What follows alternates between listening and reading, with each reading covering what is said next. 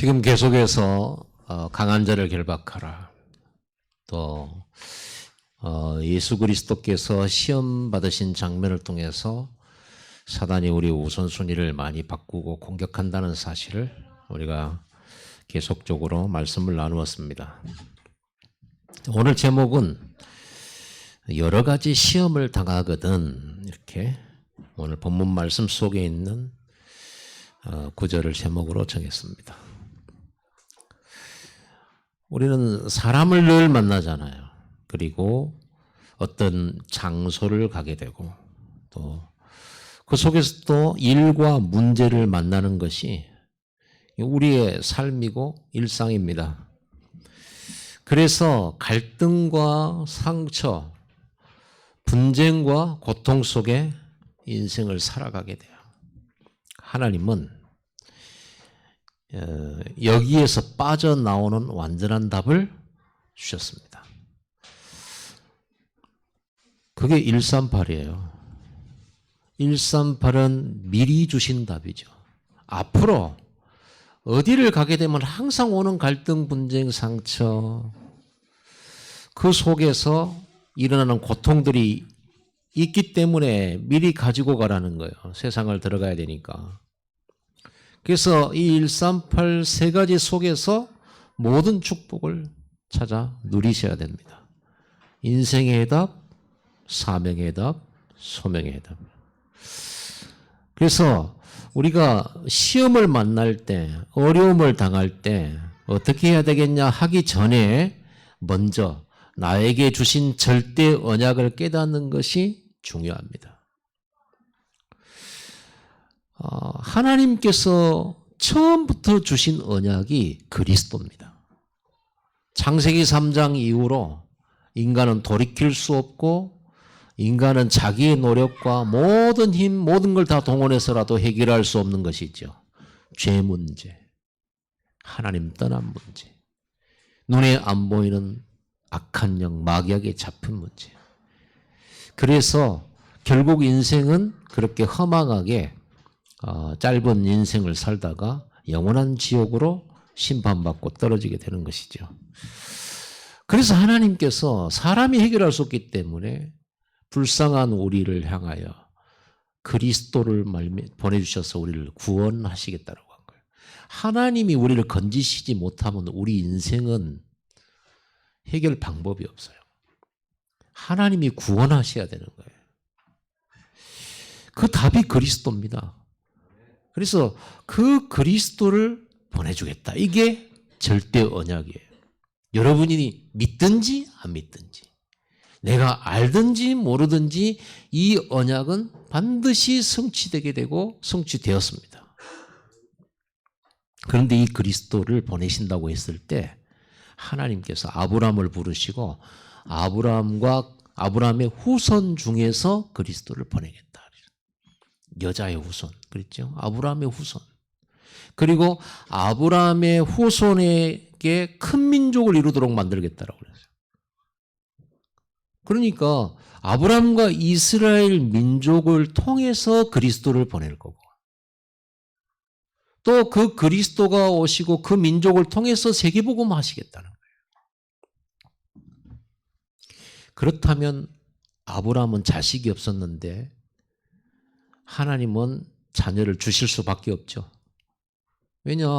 하나님이 그 절대 언약을 이루셔야 되니까요. 기도를 많이 했더니 아브라함이 25년 동안 기도했더니 100살의 아들을 낳았다. 그거는 맞는 말이지만 틀린 말입니다. 하나님이 아브라함을 통해서 너의 후손들이 큰 민족을 이루어서 세계복음하도록 하겠다 라고 하신 약속 때문에 응답하신 거거든요. 그 약속을 붙잡고 믿음으로 기도했을 때 하나님이 응답하신 거예요. 자기가 정한 것을 성취시켜 주신 거죠. 그게 기도입니다. 기도는 내가 원하는 것, 바라는 것을 이루는 게 기도가 아니고 하나님이 내게 주신 절대 약속을 붙잡고 기도할 때 하나님 그 약속을 나에게 이루어지는 거죠. 이루어 주시는 거죠. 그러니까 이스라엘 민족은 포로 생활도 하고 노예 생활도 했잖아요. 왜 그들이 멸망을 안 당하고 계속 수가 번성했습니까? 노예 생활 중에도 수가 번성했어요.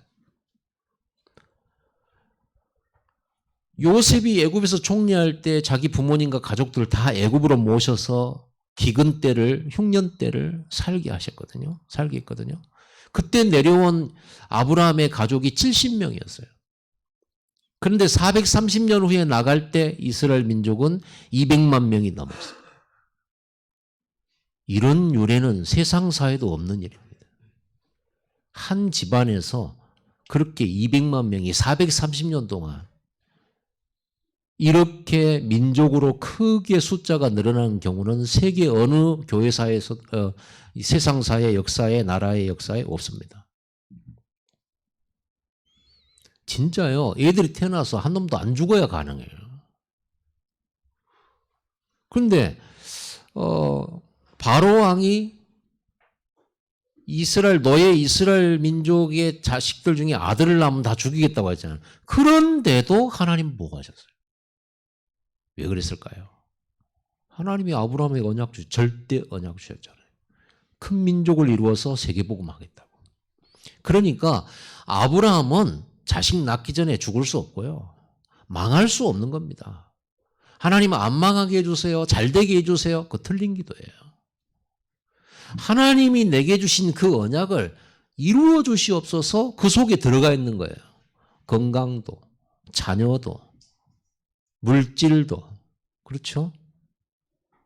그리고는 하나님이 약속하신 게 아브라함아 네 본토 친척 아비 집을 떠나서 가나안 땅으로 이사 가라 그랬어요. 그러면 우리는 아브라함이 잘 살고 좋은 땅으로 이사했냐? 아니거든요. 하나님께서 네 후손 너와 네 그 민족을 가나안 땅으로 보내서 그 가나안 땅에서 메시아가 오도록 만들겠다. 그러니까 가나안 땅으로 가거라. 그 가나안 땅에서 세계복음화 시작될 거다. 그 언약을 주셨기 때문에 그 언약 따라 간 곳이 가나안 땅이에요. 그런 것이지 하나님 좋은 곳으로 가게 해주세요. 좋은 사람 만나게 해주세요. 내가 성공하게 해주세요. 지금 너무너무 가난한데 부자가 되게 해주세요. 이 사업이 대박 터지게 해주세요. 기도가 틀린 거예요. 그게 불신자의 기도예요. 우리는 하나님의 절대 언약을 붙잡고 사업하고 어딘가를 가고 결단하고 결정하고 선택하는 겁니다. 그래서 가나안 땅은요 정복될 수밖에 없어요. 이스라엘 백성들에게. 전쟁 준비도 안 돼 있고 군사 훈련도 안 돼 있어요. 그냥 애굽에서 늘 노예 생활하던 사람들이 광야를 지나서 가나안 땅 들어가는 거예요. 여러분 어려서부터 부모가 윽박지르고 싸우고 아이를 야단치고 조금만 마음은 막 때리고 이래 보세요. 주눅 들죠. 기가 죽어요. 그러다 보면 세상 살아가는데도요 기가 죽어요. 그렇겠죠. 늘 눌리죠. 큰 소리 나면 떨죠. 그렇게 살아왔으니까 거기에 각인되고 뿌리 내리고 체질돼 버렸어요. 노예로 한 430년 살면 어떤 체질 나오겠습니까? 조금만 잘못하면요 매 맞을까 봐, 밥 안 줄까 봐, 옷 안 줄까 봐, 벌 받을까 봐. 여러분 신앙생활을 이렇게 하면 되겠어요 안 되겠어요? 그건 노예거든요. 우리는 해방받았습니다. 여러분을 해할 자가 없어요. 하나님의 자녀들이에요. 노예로 살다가 광야에 와서 가는데요. 하나님이 이 상태로 가나안 땅 들여보면 어떻게 되겠어요? 거기는 막 싸움 좋아하고 막 무자비하고요. 호전적인 가나안 7족 속에 31명이란 말이에요. 거기에 이런 상태로 보내면 어떻게 되겠어요? 보자마자 도망갈 겁니다. 실제로 그랬잖아요. 정탐을 하라고 그랬거든요. 정탐해보고 나니까 이 사람 전부 떨어버렸어요. 못 들어가겠다. 우리 죽을 거다. 우리 전쟁하면 질 거다. 벌벌 떨었다니까요. 그게 노예 근성입니다. 430년 체질요. 이거 안 바꾸면 안 되거든요. 그래서 하나님이 때로는 물도 안 줘보고 때로는 혹독한 환경 속에 집어넣기도 하고 이래서 하나님만 바라보고 하나님의 능력으로 살도록 네 자신 쳐다보지 말고 네 환경 쳐다보지 말고 반드시 말씀을 주시고 그 말씀을 어떤 상황 속에서 이루시고야만 하나님의 절대 주권을 믿고 절대 능력 따라가도록 아무것도 없어도 세계복음을 할 수 있다라는 확실한 믿음 가지도록. 그런데 가나안 땅은 그래서 주게 돼 있는 거잖아요. 이스라엘 백성들이 주도록 돼 있어. 하나님 그렇게 약속을 절대 언약을 해놨어요. 아브라함과 그 후손들을 축복하시겠다고 절대 언약을 주셔놨어요. 그러니까 가나안 땅은 정복할 수밖에 없죠. 이길 수밖에 없어요. 훈련이 됐냐 안 됐냐가 아니죠. 다윗이 골리앗 이겨놓고 내가 얼마만큼 돌멩이 연습했는지 아냐? 말한 적이 없어요. 내가 옛날에 사자 때려잡았다. 그런 말을 골리앗에게 한 적도 없어요. 사울 왕이 하도 떨고 있으니까 간증한 거예요. 하나님이 내게 힘 주셔서 사자를 잡았다고. 그래서 골리앗 앞에 가더라도 하나님이 골리앗의 손에서 나를 건질 거라고. 그리고요. 골리앗과 모든 군대가 보는 앞에서 뭐라고 말했습니까? 하나님의 구원은 창과 칼에 있지 않다. 군대의 숫자에 있지 않다. 사람이 약하고 강함에 있지 않다. 여러분 우리 모습 보면 작아 보이죠? 세계복음할 교회가 맞습니다. 그게 하나님 절대 언약이잖아요. 그러니까 여러분들은 골리앗을 깰 사람이거든요. 여러분은 약한 자 같지만 1000명을 쫓을 사람들입니다. 작은 자 같지만요. 강국을 세울 사람들이라니까요. 하나님 나라 세울 사람이라니까요. 그게 하나님이 저와 여러분 지금 절대 언약. 아브라함은요. 평생 살면서 엄청난 축복받았죠. 자랑할 게 한 개도 없었을 겁니다. 자기 힘으로 애 낳았습니까? 자기 힘으로 가나안에서 성공했습니까? 하나님이 주셔서 318인의 그런 가병도 주셨고 땅도 주시고 큰 민족도 주시고 아브라함이 뭘 자랑하겠습니까? 아브라함이 말할 게 있다면요. 하나님의 은혜밖에 없어요. 아들을 바치러 갈 때 아들을 바칠 수 있는 믿음도 하나님이 주셨어요. 그러니까 절대 언약을 이해하지 않고 시험을 이해할 수가 없는 거예요. 여러분의 고난과 시련을 이 절대 언약 먼저 깨닫지 못하고서는 우리에게 오는 고난과 여러 가지 어려움을 해석할 수가 없어요. 이 이스라엘 민족이 가나안 땅 정복에 살았잖아요. 다 못 간다고 했고 가서 싸우면 잡힐 거라고 했고 그랬던 사람들은 가나안이 가기 전에 광야에서 다 죽었고요.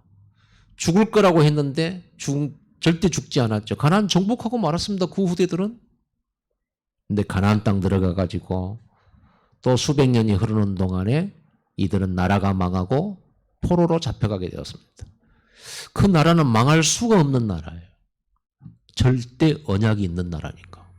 그 가나안 땅에 그리스도가 오도록 되어 있고 아브라함의 후손 이스라엘 민족 후손 속에서 그리스도가 오도록 되어 있기 때문에 그 나라는 망하면 안 되는 거예요. 멸망될 수 없는 거예요. 그래서 결국 멸망했어요. 포로로 잡혀갔어요. 그건 멸망 아닙니다. 하나님의 또 다른 시간표가 있는 거지. 물론 자기들의 실수 때문에 그랬어요. 자기들이 우상 섬기고 하나님에 대한 신앙 버렸어요. 전도와 선교를 잃어버렸어요. 참된 예배 잃어버렸어요. 절대 언약도 놓쳤어요. 그래서 그들은 하나님께서 깨닫게 하시려고 잠깐 동안에 이런 시련을 허락한 거죠. 그 시련은 다른 사람 때문에 아닙니다. 본인들 때문에. 자신들 때문에요. 하나님은 이 민족을 통해서 세계복음 하셔야 되는데 얘들이 못 깨닫고 계속 엉뚱한 길로 가거든요. 그래서 고난의 필요성을 하나님이 아시고 그 70년 포로 생활 속으로 집어넣어 버렸어요. 그때서야 부르짖었어요. 그때서야 하나님 말고는 답이 없다는 사실에 답을. 그때서야 237 나라를 보게 되고 그렇죠? 그러니까 포로 생활 중에 당한 고난도 어떤 입장에서 봐야 됩니까? 오늘 오전에 우리 랩런트들하고 에스더를 같이 말씀 나눴거든요. 포로로 잡혀가서 어쩌다가 에스더가 왕후가 됐어요. 그랬는데 하만이라고 하는 사람이 권력을 잡더니 모르드게가 인사 안 한다고 모르드게를 죽이려 하다가 모르드게가 유다인임을 알고 모르드게만 죽여갖고는 성이 안 차서 유다 사람을 전부 죽일 것을 계획을 짰습니다. 그래가지고 왕 앞에 결제도 받아놨어요. 몇 월 며칠 맨날에 모든 사람들은 칼을 들고 유다 사람은 다 죽이라고 한날 한시 명령을 해놨어요. 그렇죠? 이런 시련이 왔어요. 이스라엘의 멸망, 포로로 잡혀간 그 사람들, 하나님께서 아브라함에 약속하신 큰 민족 이루고 이 민족을 통해 세계복음하기로 돼 있는데 그들은 없어지게 돼 있어요. 없어지겠습니까? 당연히 안 되는 일이죠. 없어질 것처럼 보였죠. 이때 우리는 시험 드는 거예요. 이때 우리는 혼란스러워지는 거예요. 하나님의 절대 언약은 세계복음화 한다고 했는데 나는 죽을 것 같거든요. 나는 너무너무 힘들거든요. 그러다 보니까 언약이 흔들리는 거예요. 그 말은 절대 언약을 내가 꽉 붙들지, 꽉 믿지 못하고 있다는 거거든요. 그래서 사단은 그걸 활용하잖아요. 근데 어떻게 됐습니까? 에스더와 그 이스라엘은 사라졌습니까? 다 죽었습니까? 아닙니다. 에스더와 이스라엘 백성들이 3일 동안 금식 기도했어요. 언약 붙잡고. 어떤 일이 벌어졌습니까? 반대가 되어버렸어요. 한 날짜에 다 죽기로 됐던 유다인들이 그 날에 하만의 10명의 아들과 그리고 그의 군대들을 그날 다 죽였어요. 몇만 명 죽였습니다. 그 죽인 거를요 며칠 동안 시행했습니다. 이스라엘을 미워하는 사람들까지 모조리 색출해 내가지고 죽여버렸어요. 그날을 불임절이라고 합니다. 이런 일들이 왜 일어났을까요? 답 간단히 나왔죠. 언약 때문에. 절대 언약. 그들이 잘나서도 아니고요. 하나님 보실 때 막 생긴 것들이 너무 이쁘게 생겨서 그런 게 아니에요. 이쁜 짓을 많이 해서 그런 일이 벌어진 것도 아니에요. 그들이 한 짓은 늘 우상숭배였잖아요. 근데 하나님의 약속은 이들을 통해서 세계복음하겠다는 거잖아요. 그 언약 때문에 이루어지는 겁니다. 못 깨달으면 깨닫게 만들어서 틀린 길로 가면은 그 앞길을 막아서고 죄를 지으면 피로 씻어서 하나님께서 성령으로 능력 없으면 성령을 기름 부어서 반드시 그 일을 이루시는 거예요. 그걸 보고 절대 언약이라고 합니다. 그리고 마가다락방에 예수님의 제자들이 모였습니다. 그들은 이 사실을 알게 된 겁니다. 그래서 자기 이스라엘 민족의 역사가 전부 이거를 놓쳐서 생긴 고난의 역사라는 걸 깨닫게 됐어요. 그래서 마가다락방 교회는 뜻을 정한 겁니다. 어떻게 해요? 우리는 이제부터 오직 절대 언약이다. 오직 그리스도, 오직 복음, 오직 전도, 오직 성교, 오직 성령. 138 붙잡을 수밖에 없는 거예요. 당연히 그곳에 하나님께서 보호자의 축복과 237의 능력과 237에 비친 성령 충만함을 부어주실 수밖에 없는 거예요. 여러분이 오늘 절대 언약을 완전히 붙들면 성령을 부어주시게 되어 있어요. 하나님은 여러분에게 절대 언약 줬어요. 여러분 통해서 세계복음 할 거라고. 여러분 통해서 237을 살릴 거라고. 여러분 통해서 가문과 지역과 민족을 살릴 거라고. 분명한 절대 언약 줬어요. 흔들리지 마세요. 결국은 증인되는 것입니다. 시험이란 무엇입니까? 우리가 가진 절대 언약에 대한 믿음을 흔드는 안 좋은 상황이나 문제들이에요. 시험거리죠. 당장 여러분 교회 안에서 성도들끼리 서로요 틀린 거 한번 봐보세요. 당장에 흔들려 버립니다. 교회가 왜 이래? 장로님이 왜 이래? 목사님이 왜 이래? 이렇게 흔들려 버려요. 목사하고 여러분에게 주신 절대 언약하고 무슨 상관이 있습니까? 그래요, 안 그래요? 저 장로님이 잘못한 건 저 장로님이 잘못한 거지. 내게 주신 하나님의 광주 렘넌트 교회를 통해서 주신 하나님 절대 언약이 변화가 됩니까? 바뀌어집니까? 맡기기를 합니까? 아무것도 바뀌는 게 없어요. 근데 시험 든다니까요. 이 정도로 믿음이 약해. 이 정도로 뿌리가 없어요. 안 흔들려야 되죠. 상관없잖아요. 여러분만 잘못 안 하면 되지. 그리고 혹시 여러분이 잘못했다 합시다. 오늘 이스라엘 백성들은 늘 잘못한 건 많은데요. 이스라엘은요, 없어져도 한참 없어져야 돼요. 이스라엘을 애굽에서 건져냈더니만은 당장에 모세 안 보인다고요. 당장에 금 모아가지고 황금 송아지를 만들어 놓고 이게 우리를 구원한 여호와다라고 우상 숭배했던 사람들이에요. 1000번을 죽어도 마땅해. 배신자들이에요.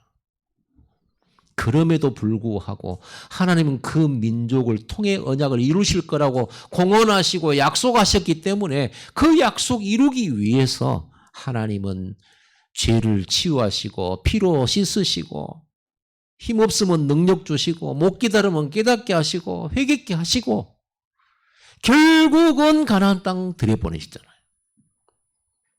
결국은 그리스도 보내시잖아요. 아멘. 이걸 가지고 여러분의 어려움을 보라는 것입니다. 그게 어떤 문제든. 사탄은 문제를 가지고 언약을 놓치거나 그 언약을 믿음의 여정을 가지 못하도록 속여버려요. 왜 사람들이 교회에 와서 그리스도의 복음을 들었는데 교회에서 어느 날 안 보입니까? 언약의 뿌리가 없어요. 여러분 중에도 없어질 사람이 있다. 그렇게 만약에 생각해 봅시다. 참 안타까운 일이에요. 여기만 교회입니까? 그래서 여러분은 언약을 안 붙잡은 거예요. 언약이란 뭐냐? 여기만 내 교회다라고 봐야 돼요. 그래야 언약이 성취되죠. 아브라함이 가나안 땅에서 기근던 땅에서 여기가 바로 하나님의 언약의 땅이다라고 딱 붙잡아야 돼요. 다른 사람들은 그 기근 때문에 다 살라고 살길 찾아서 그 땅 다 떠나는데 아브라함은 안 떠나고 그 땅에서 단을 쌓고 예배하면서 저는 여기가 하나님 주신 땅입니다. 저는 언약을 떠나지 않겠습니다. 언약이지 의리입니까? 언약이지 여러분하고 저하고 관계입니까? 언약입니다. 언약 때문입니다. 아멘. 그래서 첫 번째 여러분들이 많은 어려움을 당하게 됩니다. 여러분이 잘못했던 다른 사람이 잘못했던 국가 문제로 인해서 왔던 간에 그 어떤 시련이든 고난이든 어떤 문제든지요. 명백한 믿음의 시련이에요. 오늘 분명히 그랬어요. 3절에 너희 믿음의 시련이 그랬습니다. 여러분이 어떤 어려움을 당하더라도 믿음의 시련이에요. 그 믿음은 어떤 언약 성취를 향해 가는 과정 속에서 일어나는 시련이에요. 그래서 믿음을 선택하고 언약을 선택하고 끝까지 언약을 향해 가도록 결단하는 그런 시련이에요. 목사님 이런 것도 시련입니까? 그런 것도 있겠죠? 그것도 믿음의 시련입니다. 그때 여러분들은 빨리 언약 붙잡으시면 돼요. 목사님 제가 너무 실수 많이 했는데 이러면 이런 것도 믿음의 시련이라고 할 수 있습니까? 물론 실수한 건 잘못입니다. 그러나 언약 제대로 붙들고 보면 그것도 믿음의 시련입니다. 여러분 아브라함이 실수 안 하고 믿음 성장했습니까? 성경의 인물들은 완벽하지 않습니다. 시험 들어서 애굽에 갔다 오기도 하고요. 틀린 것을 선택하기도 하고요. 분명히 아들 준다고 했는데 또 자금 마누라 얻어가지고 아들 낳았잖아요. 아브라함은요. 실수 많았어요. 그 속에서 계속 성장한 거예요. 그 결국은요. 아브라함은 그렇게 실수가 많았는데 성경 후대들은 뭐라고 말하죠? 아브라함은 믿음의 조상이었다. 이렇게 말하잖아요. 결국은 승리했다는 말 아니겠습니까? 여러분 넘어져도 괜찮습니다. 끝까지 승리하시기 바랍니다. 그래서 뭐라고 그랬습니까? 너희가 여러 가지 시험을 당하거든 온전히 기쁘게 여기라. 슬퍼할 일 아니다라는 거예요. 히브리서 11장에 믿음장이라고도 하거든요. 믿음으로 아벨은, 믿음으로 노아는, 믿음으로 아브라함은, 믿음으로 모세는 이렇게 쭉 나오잖아요. 그 사람들도 수많은 시험과 시련을 만난 거예요. 그리고 말씀이 성취될 것, 언약이 성취될 것 같지 않은 현장에 있었어요. 요셉은 노예 현장에 있었죠. 세계복음화 하라고 말씀 주셨는데 자기는 노예예요. 점점 더 어려워졌어요. 그래도 가나안 땅에 아버지 집에 있을 때는 형들한테 왕따 당하고는 살았지만 그래도 언약 이룰 것 같은 환경이었어요. 그런데 점점 언약하고는 거리가 먼 것 같은, 팔려가지를 않나, 노예로 가지를 않나, 감옥에를 가지를 않나, 언약과는 전혀 상관없이 막 안 되는 쪽으로, 더 무너진 쪽으로. 여러분이 요셉이라면 이런 말 하겠죠. 하나님, 이런 노예된 나를 보고 누가 하나님을 믿겠습니까? 또 감옥에 갇힌 나를 보고 누가 하나님 살아계시다라고 보겠습니까? 하나님 저를 건져내셔야 되지 않습니까? 주로 우리는 이런 기도할 겁니다. 네, 아니에요. 절대 언약을 보니까 하나님은 그런 속에서도 언약을 이루시더라. 하나님은 우리의 실수를 통해서도 언약을 이루시더라. 노예로 가고 포로로 잡혀가서 237 살렸잖아요. 이들의 특징이요, 끝까지 언약을 믿었어요. 바랄 수 없는 중에도 바라고 믿었어요. 없는데 있는 것처럼 믿었어요. 세계복음은 안 될 것 같은데 곧 될 것처럼 믿었어요. 그걸 보고 언약 붙잡았다라고 하는 겁니다. 여러분, 언약 확실하게 붙잡으세요. 어떤 상황 속에서도요.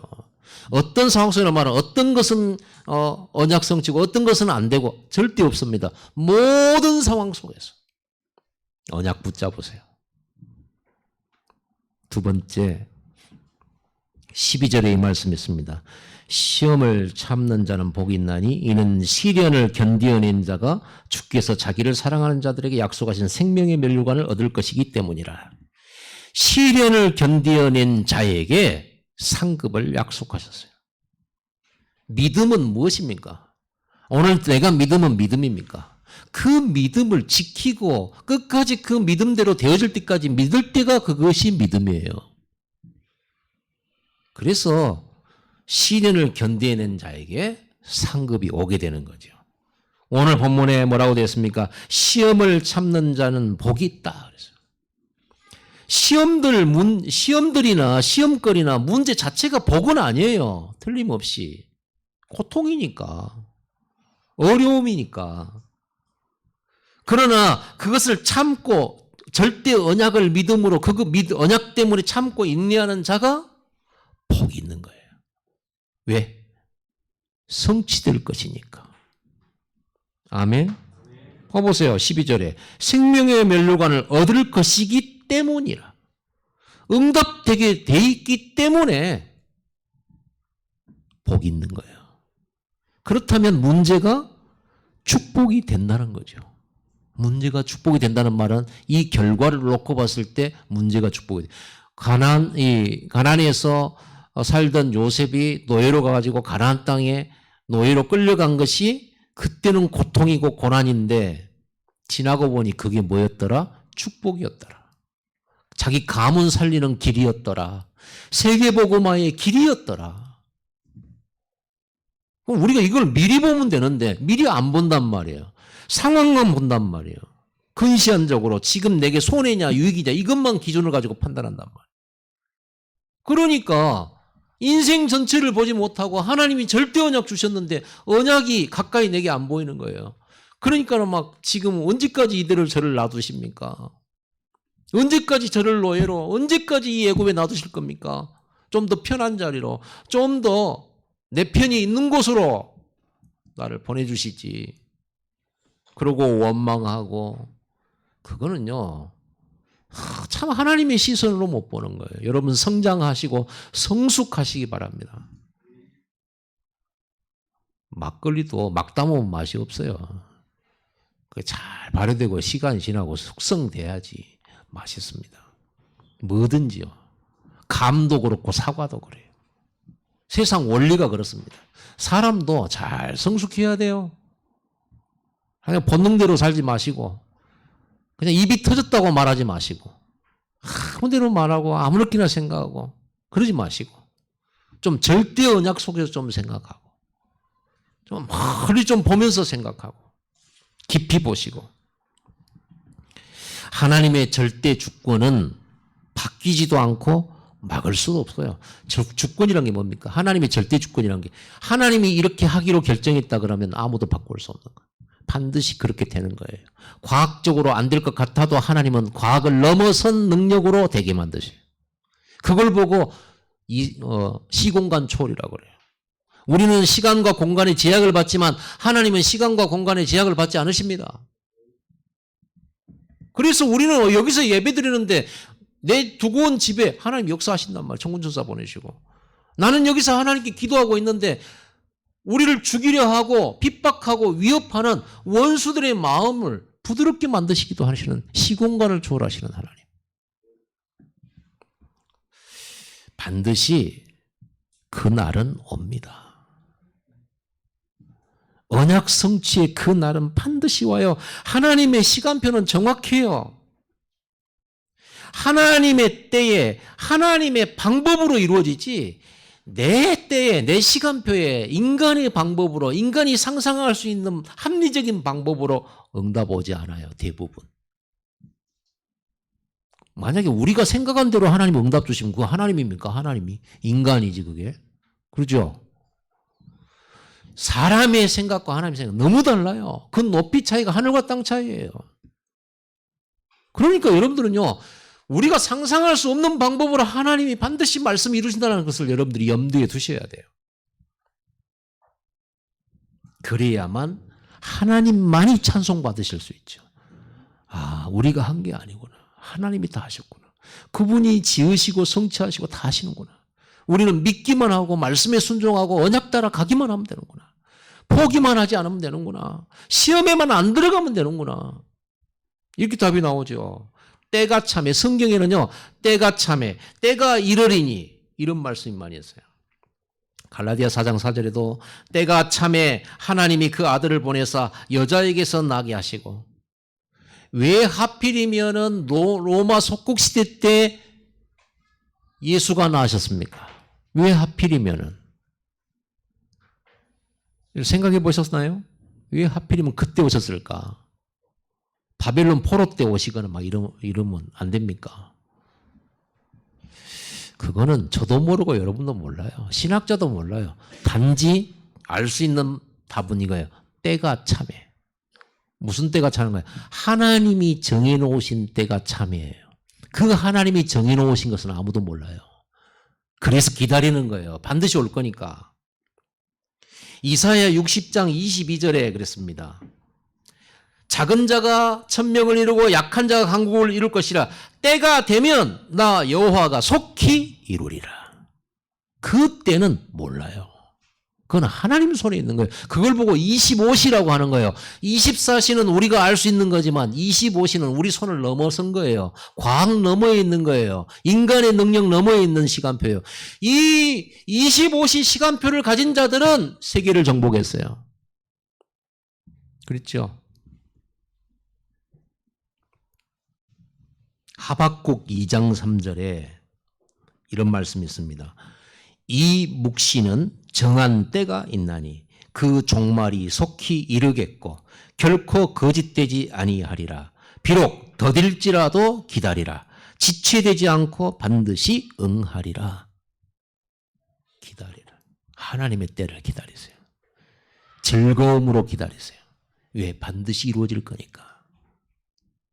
유목사님 한 번씩 그 예화를 하잖아요. 20년 똥차 이거 새 차로 바꿨는데 신청을 했더니 코로나 때문에 5개월, 6개월 후에 혹은 3개월 후에 새 차가 나와요. 자, 그 차 타고 다니면서 이런 똥차를 내가 타고 다니는구나. 부럽다 이러겠어요? 이것도 얼마 후면. 그리고 사고 났다고 해서 애통해 할 필요 있어요, 없어요? 그 똥차가. 펌프가 긁혔다. 아줌마가 또 무대포로 와가지고 부딪혀가지고 그냥 이렇게 했어요. 어떻게 했어요? 물어내세요 하고 막 싸우겠어요? 아줌마 괜찮아요. 그냥 가세요. 아저씨 괜찮습니까? 이건 너무 많이 망가졌는데 괜찮아요. 그냥 가세요. 제가 봐드릴게요. 왜? 곧 바꾸니까. 새거 나오잖아요. 이걸 보고 절대 언약 붙잡았다라고 하는 거예요. 우리는 똥차를 그렇게 아까워해요. 곧 새 차 나온다는데. 곧 새 차 나온다는데 눈물 흘리고 막 안타까워하고 막 이거밖에 없는데 하면서 펌프가 이제 막 완전히 찌그러졌네 하면서. 왜 그렇습니까? 여러분 인생이에요 그게. 여러분 삶이 똥차입니까? 이미 하나님이 여러분을 새로운 비주얼로 만드셨는데 왜 여러분 인생을 스스로 똥차로 보는가 말이에요. 조금만 참으면 될 건데, 조금만 인내하면 될 건데 그거를 인내하지 못하고 참지 못하고 하나님의 때에 하나님의 방법으로 하나님이 영광 받으시면서 우리에게 그 언약을 이루는 그날을 주실 건데. 사도행전 2장 1절에요. 여러분 잘 아시는 말씀이 오순절 날이 이미 이르매. 그 말이 무슨 말인지 압니까? 하나님이 정하신 날이 이미 왔다 그 말이에요. 오순절 날이 이미 이르매. 이미 정하신 그날, 하나님이 성령 주시기로 한 그날. 그거는 모르죠. 성령 주실 날이 언제인지 모르잖아요. 예수님께서 며칠 날 받을 거야? 이런 말씀 안 하셨잖아요. 성령이 임하면 권능받고 땅까지 증인될 거니까 그 성령의 약속을 기다리라고 하셨지 그날이 언제라고 말 안 했어요. 그때까지 기도하는 겁니다. 여러분에게 응답 주실 날짜 있어요. 그날은 몰라요. 여러분의 삶에 하나님의 절대 언약하신 거 응답 올 날이 반드시 옵니다. 우리는 이걸 자랑하는 거예요. 야, 너 삶을 보니까 뭐 예수 믿어도 별거 없구나. 예수 믿는데 왜 이렇게 자꾸 경제도 어렵고 말이야. 네 환경 보니까 말이야. 왜 이렇게 힘드냐. 그럴 때 여러분 뭔 말해야 됩니까? 이걸 말씀하세요. 하나님 내게 주신 절대 언약. 그리고 하나님의 시간표. 성경에는 이런 일이 너무나 많은 걸 증명해 주세요. 성경 가지고 보여주세요. 요셉에게 그 약속하신 약속이 어떻게 성취됐는지, 아브라함에게 약속하셨던 그 약속이 어떻게 성취됐는지, 그걸 얘기하면 나도 그 시간표에 있어야 라고 말할 수 없겠습니까? 그걸 가지고 말하기 힘들어가지고 하나님 저 보세요. 불신자들이 저 불쌍하게 생각해요. 자존심 상해요. 하나님 딸 이게 뭐예요? 하나님 아들 이게 뭐예요? 제가 교회 다닌 지가 지금 몇 년인데 여전히 이런 거 볼 때 주변 사람들 가족들이 나 보고 하나님도 없다고 하고 그러는데 이렇게 놔두실 거냐고. 그거는 불신자 기도예요. 언약 놓친 자의 기도예요. 진짜 멋있는 기도하시기 바랍니다. 시간표가 있는데 끝까지 믿으면 될 건데 즐거움으로 기다리면 될 건데 어느 날 반전되잖아요. 에스더 그 현장에 이스라엘 백성이 한 날 한시에 다 죽게 됐다니까요. 근데 그날 기적이 일어났잖아요. 죽이기로 한 사람들이 반대로 이스라엘 백성들한테 모조리 도륙당했어요. 모조리. 하나님 나라에는 이런 일이 흔합니다. 하나님 나라에는 이런 일이 상식입니다. 그런데 우리는 보면서 마치 끝난 것처럼 그래갖고 누구 문제냐면서요. 범인 찾아내고 다니고 이러고 있어요. 쓰잘데가 없는 짓을.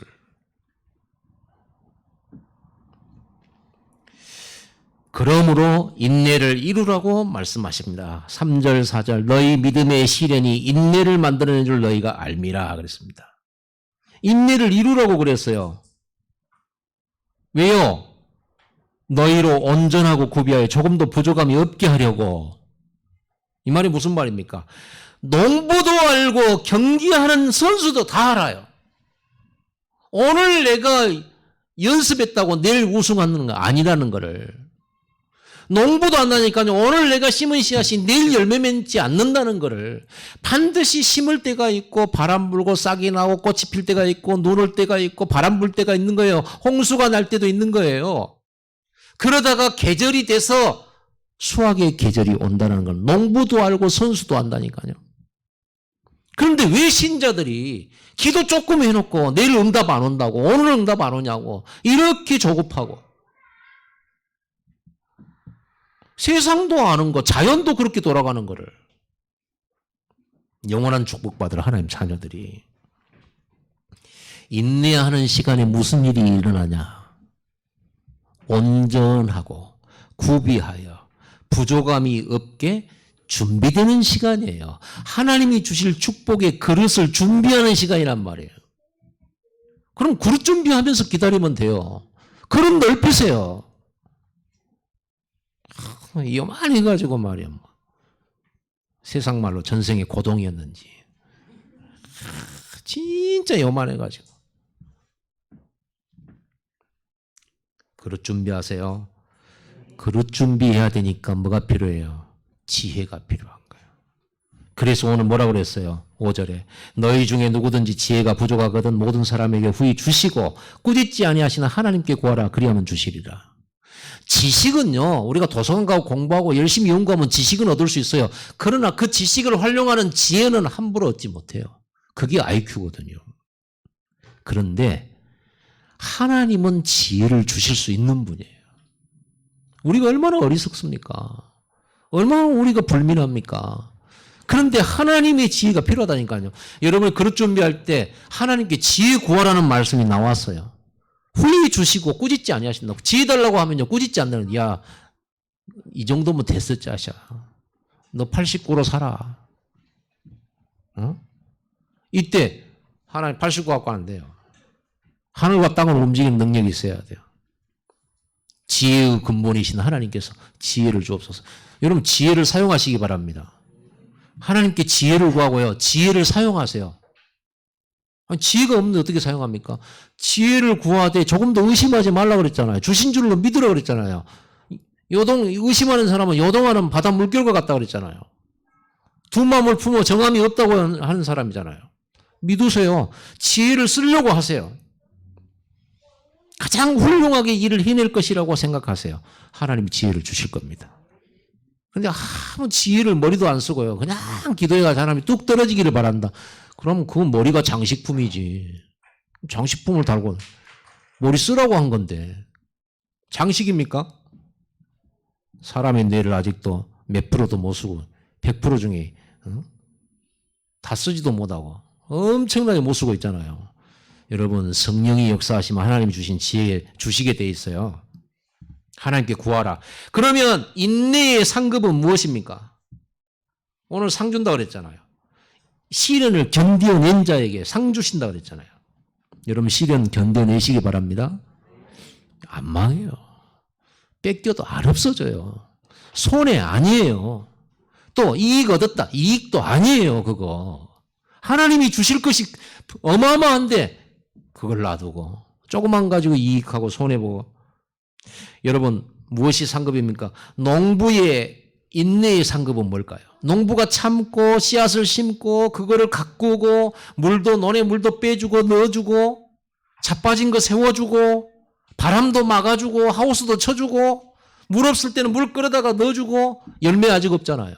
맨 들어간 것만 있잖아요. 그럼 농부가 그거 키울 때 내 이 짓거리를 언제까지 해야 되냐 그런 마음 하면서 농부하는 사람 있어요? 없죠. 당연한 거잖아요. 조금만 지나면 이것이 30배, 60배, 100배 결실 얻어가지고 올 거니까. 아직 열매도 안 맺는데 귀하고 막 내 새끼 같고 그러잖아요. 농부의 인내의 상급은 심은 것에 풍성한 수확이에요.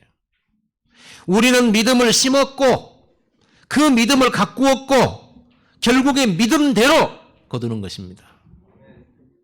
여러분 화분만 가꾸지 말고요. 얼굴만 가꾸지 말고 제발 믿음 좀 가꾸세요. 제발 여러분의 영적 상태를 좀 지키고 바꾸세요. 여러분이 오늘 예배하러 나온 것도 믿음을 지키는 일이에요. 믿음을 가꾸는 일이에요. 소중히 하나님이 주신 절대 언약을 지키고 가꾸고 하나님 주신 언약을요 흔들리지 않도록 방패도 잡고 막대기도 세워주고 하우스도 쳐주고 약도 쳐주고 벌레 못 먹게 기도하는 것도 믿음을 지키는 거예요. 전도하는 것도 믿음을 지키는 거예요. 여러분 기관 모임을 하는 것도 믿음을 지키는 거예요. 그래서 세 번째 속지 말아라고 하셨습니다. 오늘 본문에 16절에 내 사랑하는 형제들아 속지 마라. 모든 좋은 것은 위에서 하나님 아버지께로부터 온다라고 17절에 말씀했어요. 모든 좋은 것은 위에서 와요. 여러분 세상으로부터 오는 거 좋은 거 아니에요. 하나님이 위로부터 주세요. 우리는 자꾸 하나님이 위에서 주신다는 생각 말고요. 늘 사람을 보고 저 사람이 나에게 또는 저 환경이 나에게 이 직업이 나에게 그래서 늘 그것만 바라보잖아요. 누가 나를 도울까 이렇게. 하나님이 주시는 것은 위에서 와요. 그 말은 무슨 말이죠? 상상할 수 없게 온다 그 말이에요. 전혀 우리가 생각하는 것, 기대하는 것을 넘어선 응답이 온다 그 말이에요. 그래서 사람이 여러분에게 좋은 말하고 여러분에게 뭔가 기대되는 말할 때 좋은 의도니까 감사하다고 얘기하세요. 그러나 믿지는 마세요. 모든 좋은 것은 하나님이 주시는 거지 뭐.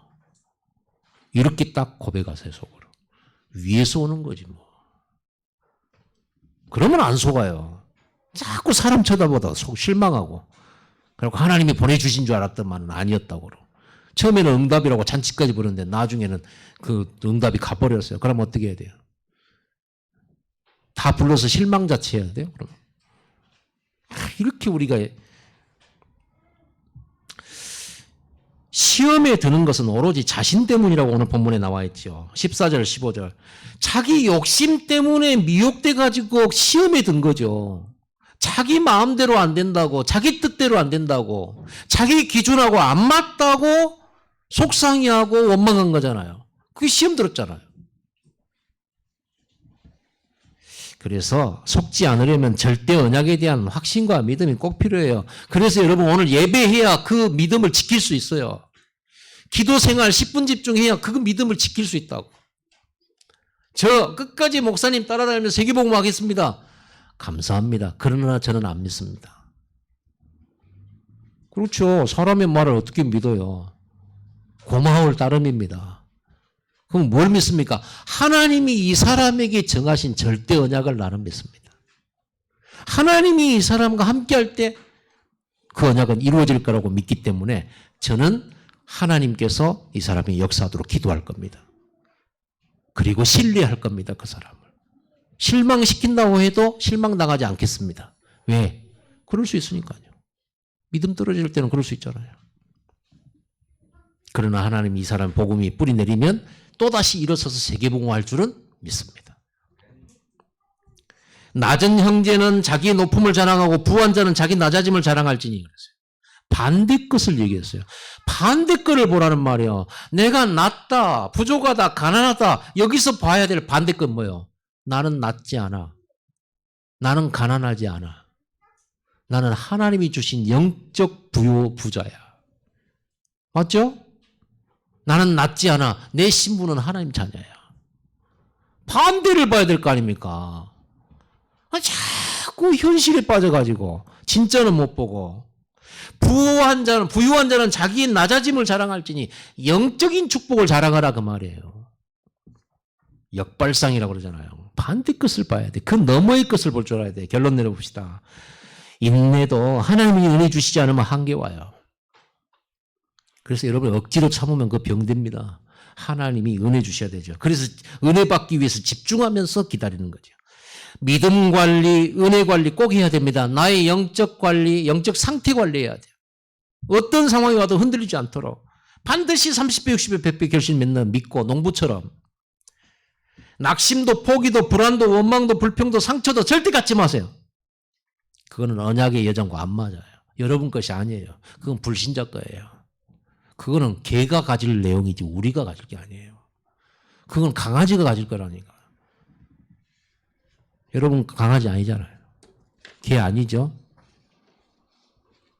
그래서 예수님 말했잖아요. 뭘 먹을까 뭘 입을까 그런 거 걱정하지 마라. 그건 불신자가 하는 거라. 예배 속에서 성령에 붙들리시기 바랍니다. 말씀에 붙들려서 끝까지 불신앙 이기고 갈 수 있어요. 말씀에 붙들려야 돼요. 그래서 아브라함이 단을 쌓은 거 너무너무 잘한 거죠. 믿음의 시련을 견뎌내는 자는 하나님을 사랑하는 자입니다. 12절에 그렇게 되어 있잖아요. 믿음의 시련을 견뎌내는 자가 하나님을 사랑하는 자라고 나와 있잖아요. 이기는 그에게 생명의 면류관을 주신다고 했어요. 면류관은 누가 누구에게 줍니까? 우승한 자에게 면류관을 주는 거예요. 월계수 올림픽 알죠? 월계수 딱 씌워주잖아요. 마라톤 금메달 주잖아요. 그런데 하나님께서 우승한 자에게 승리한 자에게 면류관을 주신다고 했는데 그 면류관은 월계수 이파리나 황금관 이런 게 아니에요. 뭐예요? 생명의 면류관. 하나님의 영원한 생명의 면류관. 월계수 이파리는 시들어버리잖아요. 영원한 면류관. 생명의 면류관. 예수 생명의 면류관. 아멘. 승리하십시오. 라는 말의 의미를 아시겠습니까? 자, 우리 옆 사람과 뒷 사람에게 승리하십시오 한번 해봅시다. 이제 이게 무슨 말인지 알겠죠? 승리하시란 말이 승리하십시오. 이기십시오. 시련을 견디십시오. 생명의 면류관이 준비되어 있습니다. 곧 올 겁니다. 하나님의 때에. 이걸로 우리가 서로 얼굴 보고 악수하는 거예요. 그래서 반가운 거예요. 기도하겠습니다. 하나님.